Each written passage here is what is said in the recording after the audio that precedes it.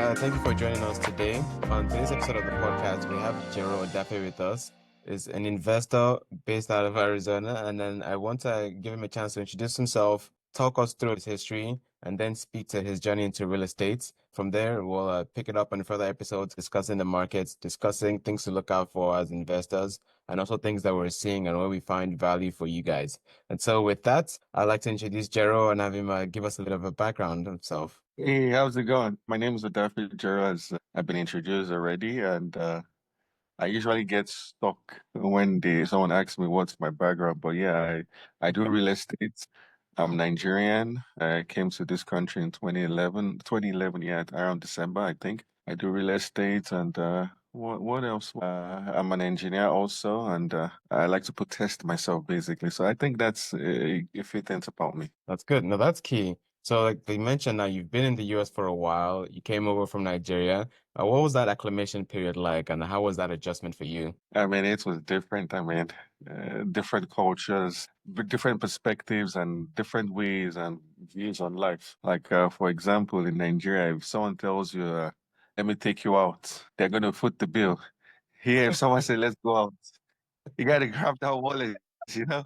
You got to grab that one. So, yeah, it's different cultures and everything. But I think after a while, you probably get adjusted to it and like, get used to things going on. Of course, yeah. There's always those slight little differences from us. I was Niger born and bred. There's a little difference when you come here and start to experience things a little. You start seeing how everybody lives on this side. So now I want to now take a step from that. Moving forward, you came in here, you went to school for engineering. So then how did you, or what would you say motivated you to take that step into real estate? I mean, my parents paid my tuition for me. They were just basically workers, and they were able to save up and pay my tuition for me. So basically, I didn't have student loans. Then when I got my first job, when I was plugging in the numbers and doing the calculations, it was not possible for me to be able to pay my tuition, my kids' tuition. That is, return the favor for my kids. And I started asking myself, what has to give? Because even with an engineer salary or whatever, you will not be able to save so much so as to be able to help your kids with tuition and everything. Because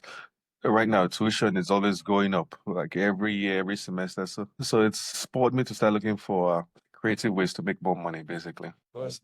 It's kind of like we talked about, like most people similarly in that situation, they're living off the income, trying to save a little bit, do a little bit of maybe just investing in stock. But then when you look farther down the line, looking at things like, okay, my pension, your 401k, you start to realize based on what you want to do at that point in life, there's no way to be able to stretch that much because it's only Yeah. designed to maybe just get you to the end of your life or, get you through retirement.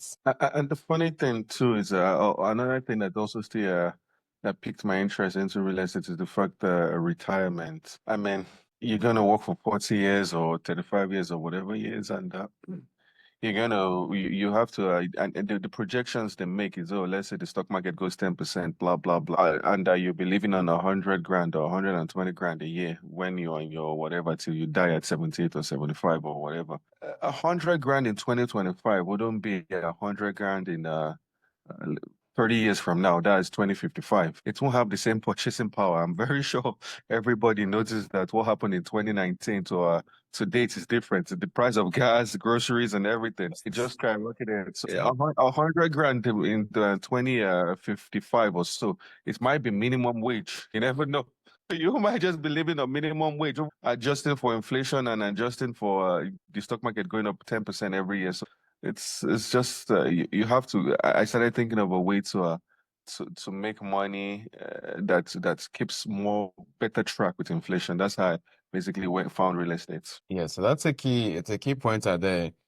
We understand that not only is the cost of living rising, continually rising, the wages aren't increasing at an equal enough pace. So that's why we can see that sort of the polarity where back in those days, somebody working a minimum wage job could have a home, a family, and one earner having two children, three children. When they're able to maintain that family, they're able to keep that household. But now, a income earner working just that one minimum wage job is barely financially stable enough, let alone then being able to furnish a house, have a family, have a yard, a picket fence, like they were told about the American dream. Some of them are even living in their cars. Trying to get from point A to point B, just on a daily basis, just trying to put it together.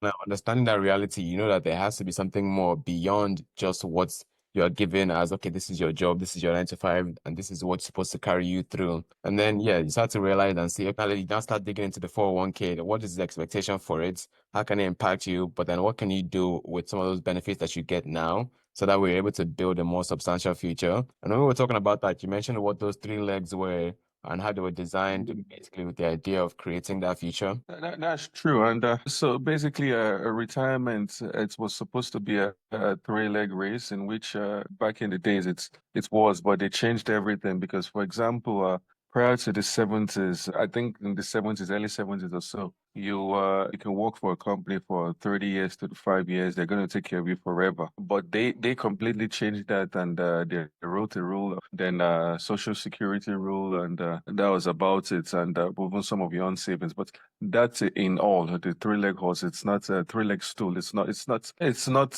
enough to live or even go by as we speak in this era. Just imagine if you were retiring in 2020 or 2029 and inflation just skyrocketed and killed everything. So it's crazy. Without a doubt. One of those things like then at that point when it was put together, it was supposed to be like an alternative to turn out also basically to turn spenders into savers. So instead of just spending the money, it's supposed to be able to that create that income for yourself. And the employers were expected to cover some of the fees for those plans as well. Give me 1 second, but give me 1 second. Let me mute this. All right. So yes, so like we were saying, with regards to the IRS, initially when it was initially set up, it was basically designed that companies were supposed to handle some of the fees on it. But even things now like the 401k itself, that the way it's now set up in modern day isn't similar to how it was when it was initially implemented. And so we still carry some of the burden. At best case, you might find some retirement plans that your company might match, but that's the closest you'd get to being able to say that, okay, it is as beneficial as possible for you in the long term. Yeah, yeah, very true. It's just a sad situation of the rich getting richer and the poor poorer. So it's one has to start looking for alternative means Mhm. so as to able to complement to survive in their old age. Like there's a saying that goes, you can be young without money, but it's not possible to be old without money. Once you pass your 50s or so, any minor thing is a procedure. They call it a procedure, but it's usually a surgery. So it becomes expensive. So how are you going to pay for that? Sometimes Medicaid won't pay cover it all. So you got to bring up money from your pocket and everything. So although Medicaid can deem it is not a necessary surgery or whatever, then what happens to you? Or the government can wake up and they're going to cut up the funds to Medicaid too. So what's going to happen? It's just something you have to think about. Yeah, we see that a lot. It's like when things talking about how Social Security is supposed to run out, people's life expectancy is getting longer. All of a sudden, you start to realize you have to have more and more plans for those later stages in life. And so those are the kind of things now that you start to look out for. So now, once you came to those realizations, came to having those ideas that, okay, there has to be something more. How did you then take a step to begin it or to start that real estate journey, essentially? So basically, I started reading. I read some books. At first, I didn't even start reading some books. I spoke to one of my friend, and he was telling me about real estate and everything. So scrolling through Facebook, I was seeing Warren Buffett's quotes and everything, and they were like, "You have to before you go into any business, it's good to study and understand the business." So I devoted my time into studying about real estate, reading books, listening to podcasts, and even talking to so many people. So one time at work, I spoke to one. I was speaking to a lady. She said she does like 6 rental properties or so. And then she was like, she's not the best person to talk to. That I should talk to someone else.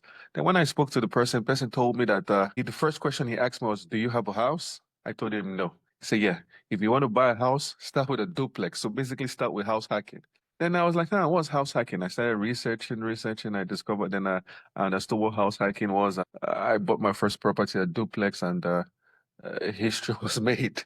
Literally, house hacking is basically a term. It's very common in the real estate industry. It's a term in which you basically outsource most of your rental or your mortgage to someone else to pay for you. So it could even be a single family home or duplex or whatever. You live in one room, you have tenants or friends living with you, and they pay parts of the pay rent to you. So that was what literally spurred my journey into real estate, house hacking. Okay. So if I'm hearing you correctly, you're saying that initially, once you had that interest, it was then about, okay, how can I get some information about people who are already doing this, people who are already experiencing this? People say follow who know road. So now you reach out to people, saying that, okay, you're doing this. This is exactly what I'm looking to get into. Can you tell me a little bit about it? And it's not always the first person that you reach out to that will give you that information. So you just have to bounce around a little bit, find the right person with basically time to give you, to pour into you, to help you get that experience. And then once they Yep. give you that nugget, you take it on your own, you follow through with it, start to understand it a little bit better, start to understand how does that fit for you, and how can you make that work Mhm. for you. That's 100% accurate because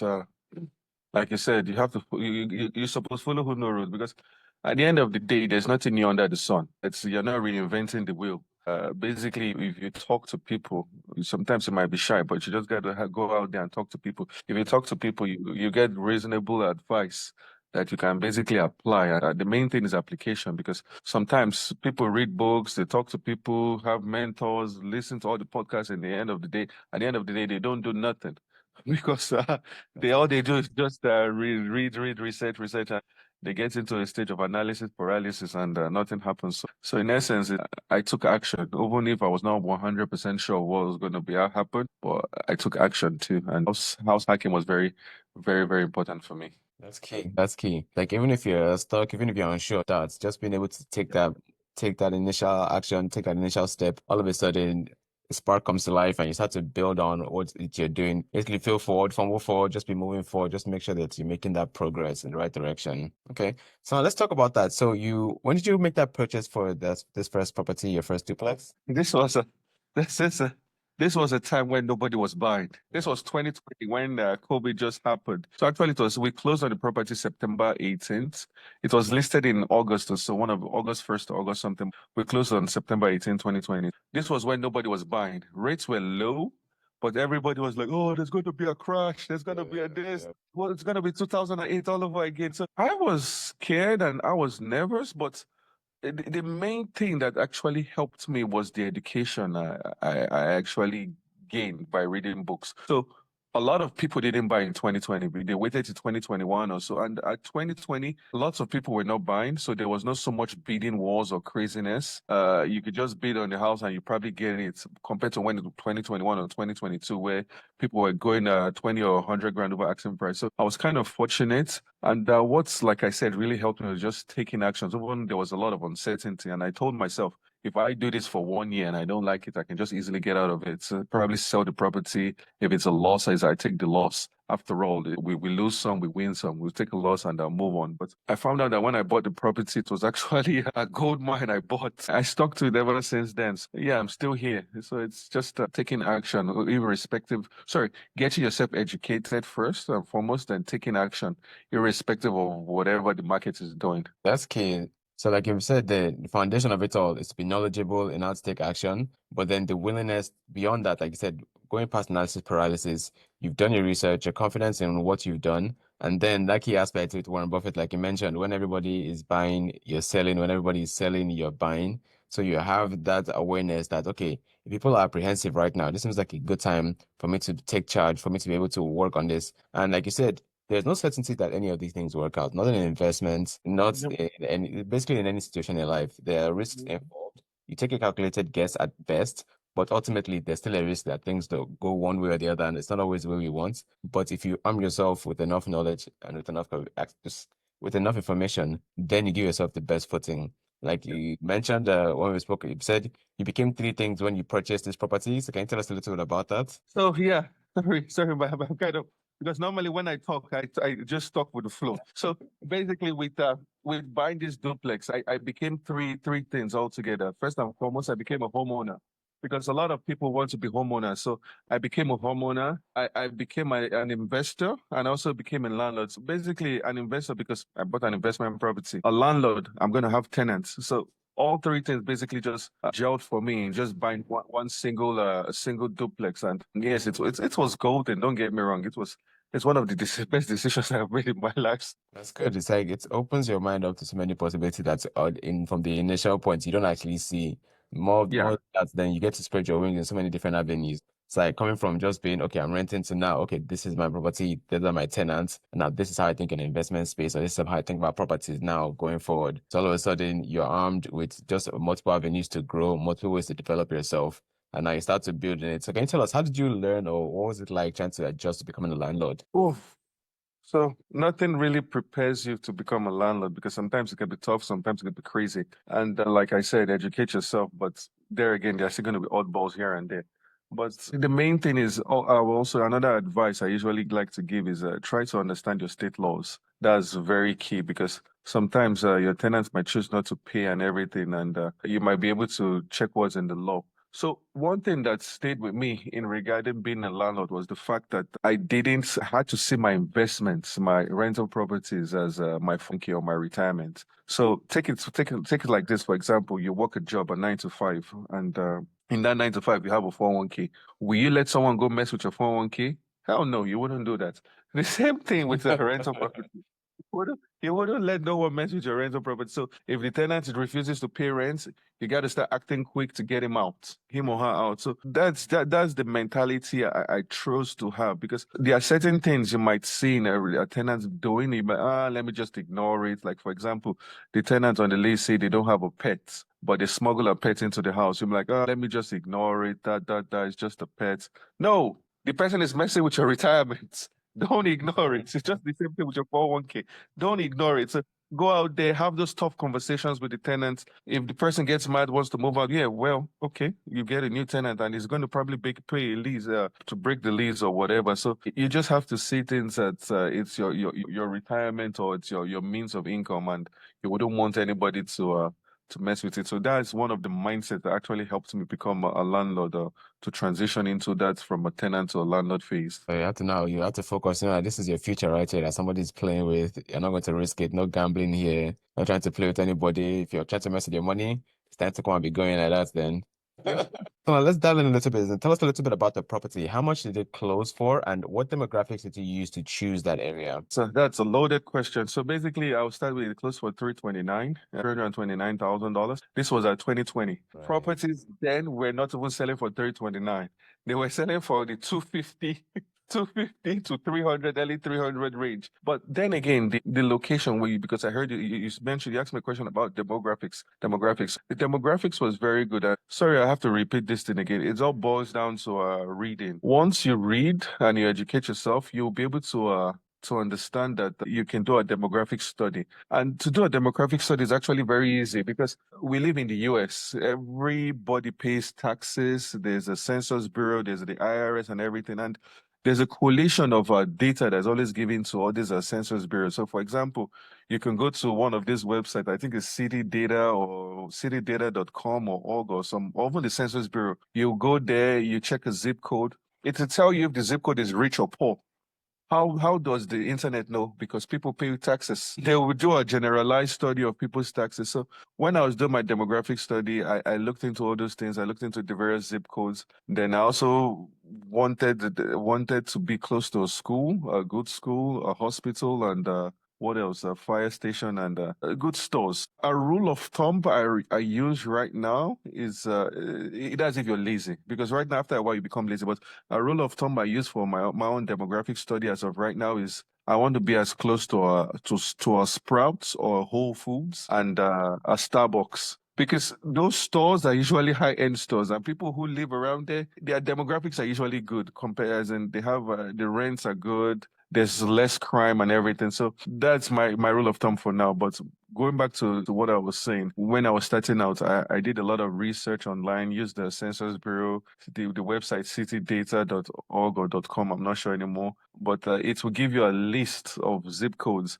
It will literally tell you the average income of this zip code is either cheap, very low, it will have some crime, or is it high. The people are living nicer and everything. So reading actually directed me into using some websites, and the US collects data, so you don't need to stress yourself about it. So it's just a plug and chug and look for wherever you're going to. Yeah, that's very good. Kind of demographic points as you mentioned there, because there are a lot of developers I listen to who they say something similar, where you listen to who the city is awarding contracts to, where they're going to be building, and then you're able to follow them. So if there's something like a minor league baseball team is about to be built somewhere, you know that means that they've done the research ahead and they've been able to find out that, okay, there's going to be a lot of development in this area. So that's going to be a good location to start building in because if they're going there, then you know that there's the infrastructure there to support it. It's a booming town, and then you know that there's going to be businesses growing around them as well. So being able to get ahead of that because, like you mentioned, keeping up with knowing where things are and developments are coming around in the city, you're able to get ahead of that. You're able to now find those good locations as well. So that's a good point out for how keeping track of watching demographics, knowing where developments are coming up can also speak to how you're able to improve your choice or locate your basically your location when it comes to demographics. And another funny thing I usually like to tell people is people who are they don't have a lot of money or even who are living on government assistance or government benefits, they do not want to live in trashy neighborhoods. So it's I wouldn't say trashy. They do not want to live in neighborhoods that are challenging. So they literally try to live in an okay or good neighborhood because at the end of the day, you have friends come to visit and they can use it as a bragging right that, oh yeah, oh I have a place, I live in so and so, I live in, maybe I live in whatever.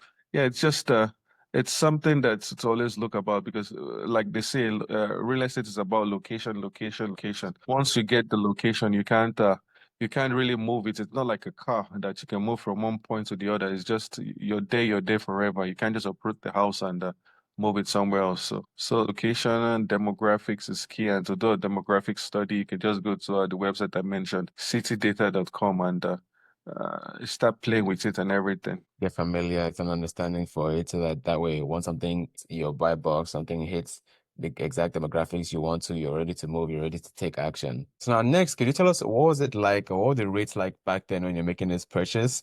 And how were you able to adjust it and what would you do differently today? So the rates back then, the rate was, I think we got the first rate I got was 2.75, if I'm not mistaken. Yeah, 2.75. Sounds So it was wonderful. exorbitantly low, and a lot of people were keen to have it. And it was an FHA loan, funny enough. It was an FHA loan, 2.75%, and it was just a deal that fell on my lap, to be honest. It was listed on the MLS, and compared to the rates right now, Right. which is around seven or let's say the lower fives, or yeah, I think nationally the rates are around the mid six. Yeah. But depending on your credit score and everything, it probably get it around lower fives or anything. But yes, rates play a part.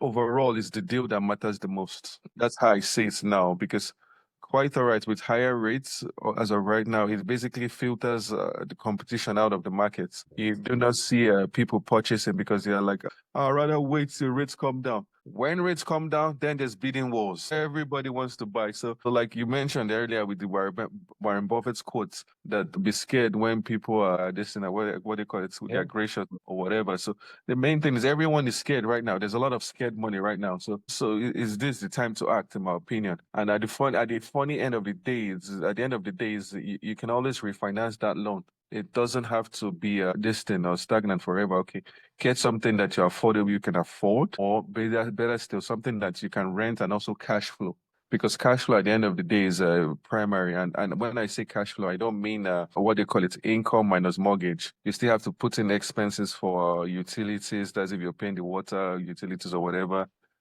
vacancy, maintenance, capital expenditures, and everything. So that's how you get your true cash flow. So if you can get something that is cash flows now, rates eventually come down probably in the next 5, 6, 7, 8, or 10 years or whatever years, you can always refi, pull out some money and do whatever. So that's how I see it as of right now. So I don't let the rate really affect me. You make a good point there, and you're very correct about that. As a realtor as well, you see it a lot of the time now when you try to have these conversations with people about what are their plans for the next month, coming months. You hear the same thing. Oh, the way rates are now, I don't even want to think about the market. I don't want to see anything. But then I always have to remind them, like that's an understandable position to be in because not everyone is going to find the rates like you had when you made that purchase, but people are expecting that same kind of rates. But then you just have to remind them, like, if you want to wait, thinking that, okay, when the rates drop, then you're going to jump in the pool as well, you have to realize everyone else is also on edge, waiting for that drop. So by the time you want to jump in, they're jumping in with you. And now you're going back to putting in 20 or to battling 20 other offers with people having, earnest money should be 1%. Somebody else is going to come out, I have 10%, I have 20% down, I have all this down. And then, so what are you going to be able to do against those kind of competitors? So if you wait until that point, you leave yourself just at risk of getting blown out of the water time after time, offer after offer. You see your dream house, it's gone in a heartbeat because you're waiting for, you're now in the water with everybody else. Yeah.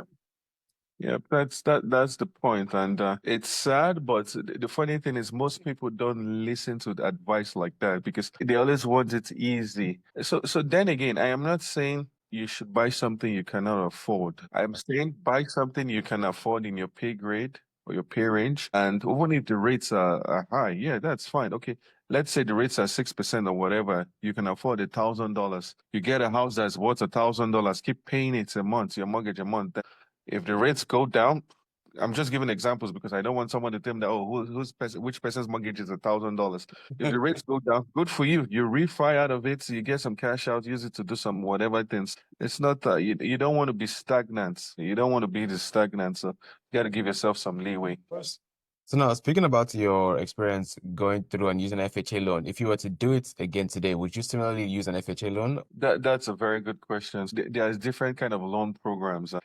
To be honest, I don't think I would have used I will use an FHA loan if I'm doing it again because there's this loan, NACA. You don't have to put any money down. So you just pay for the inspection and the what they call it, appraisal. So basically, you could buy a house for less than $1,000 or $1,000, give or take, or even 1,200. That's an option too. And with NACA loan is NACA, yeah, I think .com or whatever. You could Google it whenever you have the time. If you check that loan out, the rate's actually the best. Normally, the VA has the best rates. The VA has the best rates, then followed by FHA, then conventional. But NACA beats all of them in rates wise.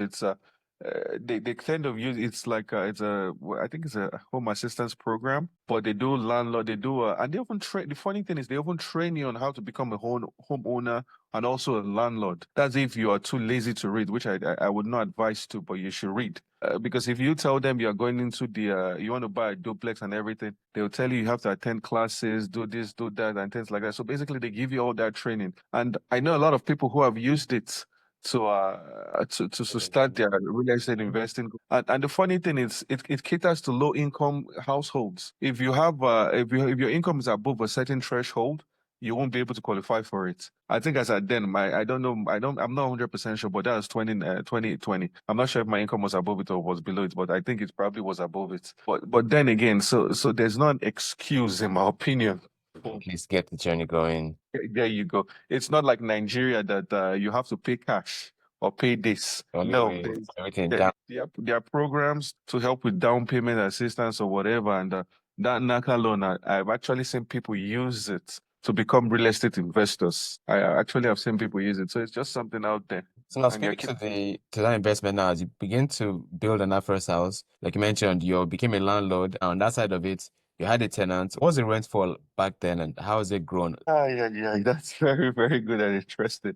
And that's why I talk about retirement and everything. So when I bought the house in 2020, closed on the house, the tenant was paying $945 a month for a two-bedroom, one bath, midtown Phoenix. Real nice part of town. I can tell you right now that tenant has moved out a long time ago. But one of the duplex, one unit of that duplex goes for 1650. That's a $705 increase in under 4 5 years. And don't get me wrong, that's not actually the market rent. The market rent is closer to 1800. So it's just what I'm trying to say in essence is if you're trying to time the market, especially if you're an investor, you'll be shooting yourself in the foot. So basically, you're better off getting in the markets than riding with the markets, but be cautious and do your due diligence. From 900 to 1650, that's a good amount of money to be receiving monthly. How much is And the mortgage? the mortgage, because the mortgage with FHA was 1700, I literally had to come out with I think it was 800 or so, $800, around 800 when I lived there to complete the mortgage.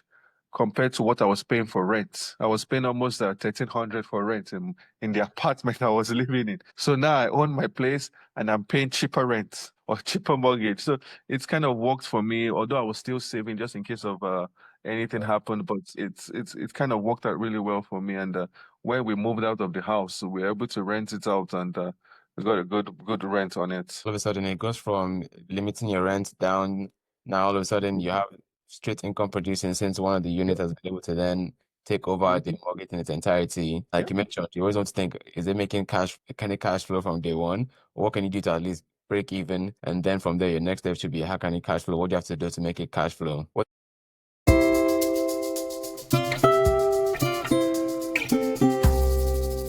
So we're talking about the valuation, how the property had grown since initial purchase. Like you mentioned, you've seen recent comps now, well over 500,000. So now you know that, okay, the property itself valuation has gone up, the money in it has gone up. Like you mentioned, this is one of those moments where it would be nice if you could take out that refi, just take out that money and do something else with it. So have you thought about that? And do you have ideas of what you'd want to do with such a scenario? So yeah, I constantly have that thought, and my goal is not to refi, but my goal is to probably get a HELOC on it. But right now, it's what they call it, getting a HELOC on an investment property is quite a little bit harder because they require the LTV, that's loan to value, to be like 60%. So that's another mistake I made. If before I moved out, I should have gotten a HELOC on it and just let the HELOC be there. Then you use it whenever you use it. So overall, the goal is to basically, if I see something I really like, and these days I do not go for just any kind of property. I'm looking for something that's basically beat down, that needs a new roof, new this, new that, and everything. So that way I can come in and create value. So the goal is, if I see something like that and it's selling at for the right price, I definitely will be able to pull out some money from that property, or basically from savings or whatever, and be able to make some moves. But that's the ultimate goal. Although I haven't really found something in my range as of right now, because even with rates high, property values in Phoenix, Arizona are still really high. Understandably so. I see what you're saying now. So it's like, okay, you understand where your property is at, you understand what Mhm. you're able to do if you take the money out, move to that next step. But now it's about understanding and having the discipline that you're working within this particular buy box, making sure that it fits that parameters, not just that, oh, you see a shiny new house, that could be it. You want something that you can put that sweat equity into it and then raise the valuation through that. Yeah. So basically, right on and spot on, and the what they call it, you have to have a buy box. Without a buy box, you're literally just shooting blanks, in my opinion. Because, like for example, if I'm trying to buy, if I get a notification or somebody brings me a property, the first thing I look for is the zip code. If it's not in the zip codes I buy in, I do not even look at it. I do not even like let me see if I'll Let me be interested in just it or anything like that. I just ignore it. So my buy box is so strict, and if you do not follow your buy box, you end up buying trash that you don't need. That's key. That's key right there. So now sticking with that, how are you able then to then take that knowledge and move into getting that second property? And what was that like? That was it's just like a compounding interest. Give me a second. Just give me a second. Let me Okay. put myself on Yeah. mute.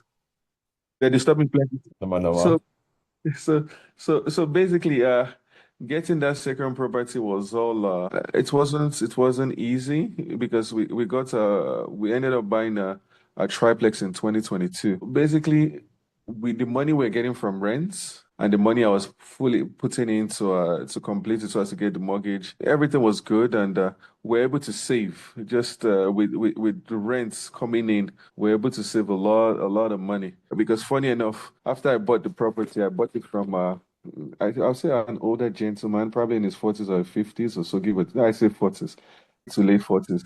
He kind of got mad because he's seen a young boy being his landlord and everything. So he gets Uh, real estate. So he kind of got mad, and he moved out and bought a house in 2021. So I got a new tenant from Section 8, very lovely lady. I got her from Section 8, pays rent on time and everything, but the rent went up and everything. So with that, I was able to save more money. I was saving way more money and paying less rent. So basically, I think in 2021 or 2022, I'm not sure, 2021 or so, I was coming out of pocket almost 500 or 600 bucks. So I think it's 500. It was around 500 to complete my mortgage. So we just kept on saving aggressively. And then we had enough for the down payments then to buy a triplex. So we ended up buying another a triplex, and from there on, and just snowball effect. Sometimes it's slow, but it's a snowball effect, and it's just a matter of patience and time. the key part you mentioned there is well, we've come now across it a couple times now, but it's discipline there. Standing what you're working towards, being able to avoid those lifestyle creeps, being able to avoid whatever we look at, oh, you have an investment property, you have income, you can just, take your feet up to pedal, relax, but you have a plan for what's that next step? Where do you want to be? What is going to come on after this? So then you now start to manage your life according to that end goal. So that's having, I can imagine having a partner that is similarly on the same wavelength as you, that you can see what you're working towards. So it's not like, oh, why won't you just do this? Why don't you just spend here? Why don't you just spend there? When you're both aligned and you know what the outcome can be, how this can set your future up, then it's easier to make those decisions. Very, very true. And To even put about like you mentioned, lifestyle creeps. It's so easy and it's so tempting because at the end of the day, you'll be like, oh, I'm a young man. To deify yourself in front of everybody, you'll be like, oh, I'm a young man. I'm so and so years old. I think I was 27, 29 or so when I bought the property. I can't remember again. I was 1990, I think 29, yeah. So I was like, oh, I'm a young man. I'm doing very well for myself. That I have a good job. I'm making good money. I'm getting rental income. So you can now start seeing your friends going to the Yeah. club, balling and everything. You'll be like, yeah, yeah, I Me, can do that. Steph, let me just. Can do that. You can take a but no, you got to make sacrifices. Yeah, You got to streamline your life. It's not easy. Sometimes you tend to lose. You might feel you're losing out because then again, you see people driving the latest cars, doing things, and you can most times you could buy those cars cash. But you'll be like, it's not an investment. It's just the car is only new for 3 months. You're stuck with the payments, or yep, if you're yep. you gotta watch those things out, and yeah, it's not easy. Don't get me wrong, and one just has to just keep on making those sacrifices. That's it. It's like it's a slow growth, but it's a worthwhile growth, worthwhile investment. And then, like you mentioned, it starts to compound. So you bought the first one, you bought the second one, and then what was the third property or purchase you guys made? The third property was a fourplex. So basically, we went from a duplex to a triplex to a fourplex. You Then we climbed went the to a step. single family. Yeah, we climbed the steps. Complex, it was still the same, basically the same procedure, saving and everything, because now we're receiving rent from this, rent from there, rent from here, and we're able to basically save some more and basically buy the fourplex. It's don't get me wrong, it wasn't easy, but we bought it in 2023. It wasn't easy. We bought it for 750 grand. It's in my opinion, I think I kind of have a regret. I kind of feel regret buying the fourplex, to be honest, because I kind of was pressured, and my regret, I would say it's a good regret, but the only thing I think I made a mistake in that purchase was the fact that some of the units in the fourplex was were 3 bedrooms, 2 baths. And from the knowledge I now have is that a 3 bed, 2 baths property doesn't rent as fast as a 2 bedroom, 1 bath property Mhm. because it's usually families that Yeah, want a bedroom, even 2 bath or single mom with a lot of kids on Section 8 or something that wants that. But a 2 bedroom, 1 bath, you put it on the market in less than 2 weeks. oh, What's but 2 weeks? In 2 weeks, anybody it's rushing ideal. there. Yep. So we live and we learn. It's something that's kind of bugging me a little bit, but I think we live and you learn. But yes, we're able to buy the fourplex, and it's still a good investment because it brings in money too. I'm about to say, does it have like there any issues with occupancy rates, or is it just in hindsight? Right now, I have a vacancy in one of the 3 bedrooms, 2 baths. That's the issue. So I have a vacancy in one of the this, but I think I have been, so how will I put it? I'm a little bit picky with my tenants. I've Same. gotten some good ones, but I've not really gotten some good ones. I've gotten some applications, but I do not really like the people. I've been a little bit. That's one of the things that you come to grow in the business. You start to have like point out as to what makes a good tenant, who do you want to have in there. So you're saying, spider sense start tingling. It's like I don't think that's the person I'm fletching my house. There you go. So basically, you have a little bit more standard, and you're Mhm. not in a rush. In my own Right. perspective, you're not in a rush. So it's just a matter of patience and everything. The house has been on the market for, I would say, no, it has been on the market for a month because usually once the tenant tells me they want to leave, I just post it. Doesn't mean the house is ready. So before we get there, let us be prepared. Let's know what's coming. So the house has been on the market for, I would say, is it 2.5 weeks now so far since it was ready? Yeah, it's been on the market for 2.5 weeks, but I've just been extremely picky with who I put in there. That's just the main thing. That's just the main thing. But if I was to do that all over again, I would rather buy a 2 bedroom, 1 bath house. Buy a fourplex that has all 2 bedroom, 1 baths. Yeah. So now, as somebody who's come into the American system, you've basically bought your way up to 10, over 10 doors now. What sort of systems were you able to put in place to help you with this? Oh, yes, that's a really good one. So without systems, you tend to fall and you tend to stress about a lot of things. So basically, when you talk about systems, I factor in a lot of things. Like for example, rent collection. Everybody has a rent collection system. I usually make them pay it online. Although I am a small time landlord, I make them pay it online. If they have a maintenance issue, I make them report it online. And what else? I have people already who are working for me that if I cannot get to an issue or there's something I can't do, I have people who just basically go over there and basically contractors go over there and fix the things. Like for example, as of with HVACs, I do not fix HVACs as of right now. But if I have an HVAC issue, I just basically send a contractor out there. But other than that, I usually fix every other thing myself. So that's one of the systems I created for my tenants. I fix things on the spot. I do not want to leave anything to chances in regard to that. And another system, let me think. Other system, I can't think of any other one on the top of my head, but that's basically everything. But maybe if we keep talking, I'll be able to bring up some more. Yeah, because I know, like we mentioned, as far as criteria goes for systems, you mentioned, the demographics, those particulars, and then for the maintenance side, like you said, having the handyman that you can get them, exactly. You mentioned like the TomTac app that you said Yeah. you. Yeah, so basically, yeah, thank God I got a little bit carried away. So basically, with maintenance, I use an app called TomTac, and it's you'll find good contractors over there. Then what else? So yeah, and in another thing with regard to systems is you have to be strict with your tenants. And I've been burnt before, but once your tenant passes the limits on rent payment, file that report with the city or whatever that the eviction or send that eviction notice. Do not play games with that. That's another thing that if you're a new landlord, most people kind of they want to feel pity for the person also. Quite all right, it's good to feel pity for the person, but someone who doesn't want to pay their rent is literally and has a job. Don't get me wrong. Someone who has a job and doesn't want to pay their rent, it's not someone to basically try to string on, in my opinion. Quite all right. You might think you might be doing the person a favor, but in Like, this just taking work, advantage. they want to take advantage of you because Yeah. now if I've seen tenants not paying their rent, but they buy new TVs. Seen That that must happen. enjoy first. Let me enjoy first. For landlord chop. There you go. Seen that happen before. So you have to put yourself first. And like I said, it's your retirement. It's your Yeah, 401k. You this don't is let your someone mess future. with you. Yeah. Okay. And now, lastly, I want to ask, with people coming into this, what are some things you believe make investors that stand out or go through and be able to actually build a future out of this? What do you think keeps them separate from those who don't? That's a good question. So the main thing is one, you have to have thick skin. And funny enough, every single problem in real estate can be solved with a check. Every single problem. There's no problem that is. So I think there was a saying. I think it's one of these.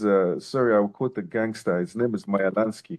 He was like, if you lose your money, you lose nothing. If you lose your health, you lose something. If you lose your character, you've lost everything. In essence, in real estate, every issue in real estate can be solved by a check. Your roof blew out. Oh, just write a check. You solve it. So what am I trying to say in essence? What I'm trying to say in essence is you will face issues. First and foremost, you will face issues. You do not want to lose your character.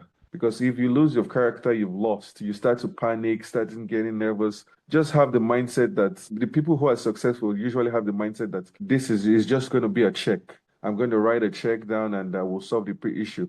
We'll go on to the next one. Compared to the others that the people who are not successful, that something just happened. Oh, my tenant called. The toilet is clogged. This. I need a silver line replacement. Blah blah. They start panicking. They're like, oh, I got to sell the house. They call it quits. They sell the house and everything goes down the drain. And they'll be like, oh, real estate is so hard. Your tenants are this. You just have to have the right mindset. And education, like I keep saying, reading is the key to having the right mindset. Because without the right mindset, I would have quit a long time ago, a long, long time ago. So Understandable. Everyone faces their challenges now. It's a case of, are you able to grow with it, or is it something that becomes a hindrance? You make mountains out of molehills, and all of a sudden you decide that's it, wrap it up, just shut up, shut everything yeah. off. Sorry, go ahead. And another thing I also like to put is that people who stay long in real estate compared to the people who just wrap it up and quit is you have to have a vision, let's say a 10-year plan. Most people today are entitled to get rich quick schemes, and there's no get rich quick scheme in real estate because it takes time. You can't compare yourself to the brand. You starting out in 4 or 5 years, you're comparing yourself to the Brandon Turners of real estate. It's not possible. Those people are almost 2 decades in real estate. Deep, So deep you in have to business. play the long-term goal. Yes, you're starting small. In football terms, what's this guy's name again? He's not Tony Romo. What's this guy's name? This quarterback that went to Miami. I think I'm Oh, getting old. He went Brady? from Yeah, Tom Brady Brady. was he was I think he was one of the last picks. Yeah. He's considered the greatest of I think he's considered the Yeah, greatest of the all greatest time. of all time. Yep. Yep. So the thing is, From Mr. Irrelevant all the way through. no one is born Tom Brady on the first day. Tom Brady was not even born Tom Brady on the first day. You got to give yourself time. You got to. It's a long time play. It's not just I tried it for 1 year. I'm going to quit. No, if Tom Brady had tried it for 1 year and quits, he wouldn't be where he is right now That's with true. 7 rings or so. So that, Yeah. that's the biggest difference between the people who stay in it for the long haul and people who quit. You just got to have a vision that extends more than 5 to 10 years. That's very valid. So it's like keeping yourself focused on where the end goal is. Like you mentioned a couple times over this conversation, it's like having that mindset that everything I'm doing is building up to this. So even on those hard days, you have that exact vision of where you're working towards, what the end goal is. So all of a sudden it gives you that motivation that's fine. Today may not be good, but it's part of the building blocks that's going to build this future that we're working towards. And having that vision, you know exactly what the pathway is. You know exactly where you need to get to. This has been wonderful. So, as the last going away, can you tell the people your market, where you work in? So, as an investor, as a realtor. So I am in the Phoenix, Arizona metro. Well, I won't say metro. Well, Phoenix, Arizona market. I basically still buy in Tucson too. Unfortunately for people, I do not represent, I do not represent anybody because I have a big mouth. I do have a big mouth, and I will basically break my fiduciary duties if I was to represent you. Because at the end of the day, I will be the one telling you, "Oh, man, you can't buy in this area. You can't buy in this area." I'd rather you buy in the areas I like, which is which sometimes leads me into trouble. So yeah, I just purchase for myself, and that sometimes 2 to 3% commission usually comes in handy too. Of course, of course. Now, this has been great. Appreciate you sharing your story with us. Looking forward to catching up with you in a couple of weeks when we get time to circle back for our next episode. But until then, appreciate you and thank you for coming. Thank you. You have a great rest of your day. You as well, my bro. Thank you so much.